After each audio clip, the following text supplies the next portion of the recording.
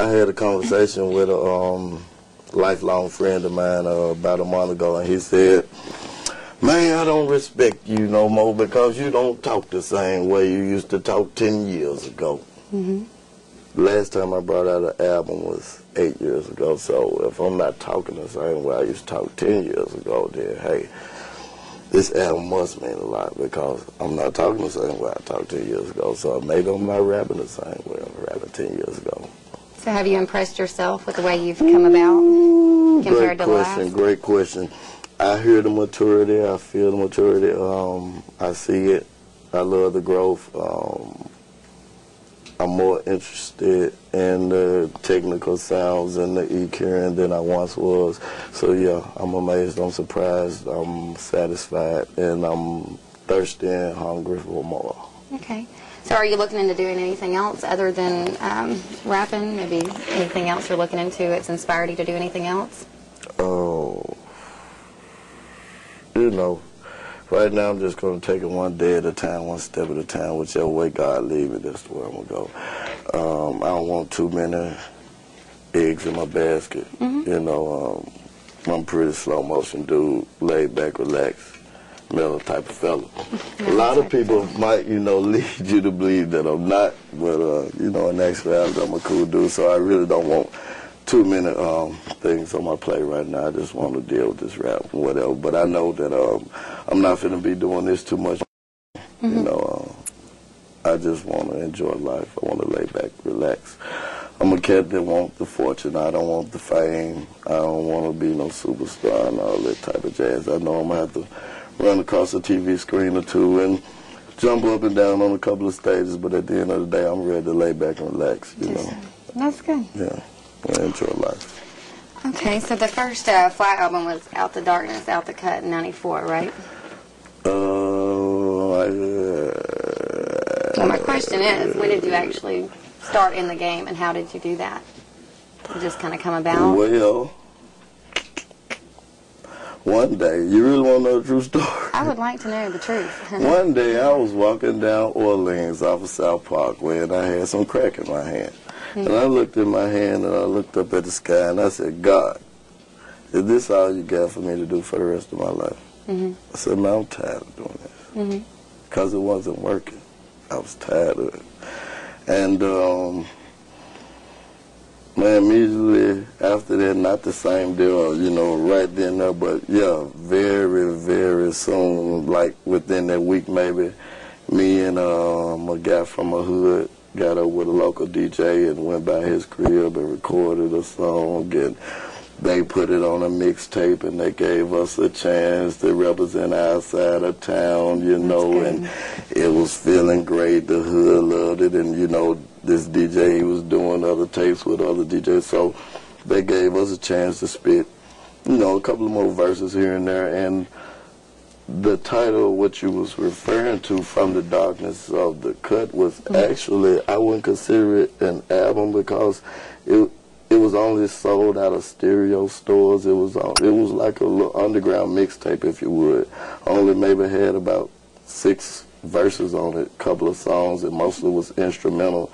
And the DJ I was working with had like a song on it or maybe a song, so it wasn't no album of mine.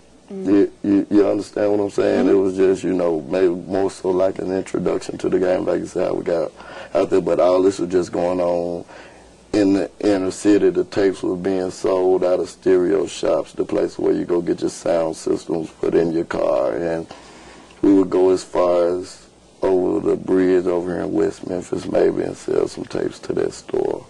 Or go, you know, down in Mississippi as far as Como, you know, and go to the stores and sell these tapes, but I wouldn't consider it as an album. Okay. It's good to know that people still remember that, though. Yeah, I get people that actually pull up on me and turn the radio like, "You remember this?" Yeah, they're still slanging around, you know what I'm saying? I'm like, yeah. But I would say the first album I actually brought out was Just Getting It On. And again, this was an underground release like From the Darkness of the Cut, but it was more of me on there, more songs that I was in control of. It wasn't just local DJ. Because at that point you had began really getting a passion for it and really writing and really thinking about it. My dad started becoming involved. He would overhear us back there listening to music and and writing raps or whatever. He would come in and add his 2 cents. That's how, Nobody and Getting It On came about, songs like that. We'd be partying all night, drinking, smoking, doing whatever. He'll come in there and join us, and we'll hang all night long, and he would sing, we were rapping, we'll play the track over and over and over again until we come up with it. And it was personal. It wasn't nothing business about it. It was personal. We were just enjoying it. Like you said, the passion was growing. Starting to make beautiful music, and we already knew that you could make a couple of dollars off the tape, but that wasn't important to us because you enjoyed it. We was in the street already getting money, and this here was like at the end of the day we'd go to the studio. But you remember I told you I made this prayer, and when I started actually seeing revenue, that's when I said, hey, I ain't doing this no more. Yeah. I actually made more money. I made no money buying me a little hoopty, buying me a little car. Okay.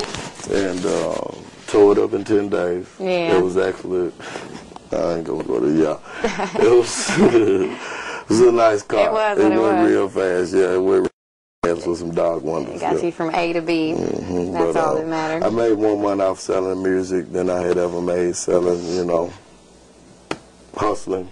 You know what I mean? So that's when I started going full-fledged with it. But the love that I have for music, the music business can never compare to it. I can't stand the music business. I hate the music business. It's just the people in it. It's quite a game. It's the people that's in it that, contaminates it. But my passion for making music, priceless. It'll always be there. Man, it's there. No matter how long you're doing it. Forever in one more day, that's how long I'm going to mob on my phone. All right, go ahead. Do what you do. I'm here. Another thing, so what's an average day like for you? Just an average day. Anything exciting? Nope, just hustling and drugging. Yeah? That's about it. All right. That's God first, busters behind me. Eat great, though. If you're in the mob, you eat great. Or you Eating great. good, huh? Eat great. No pork. That's important, I think.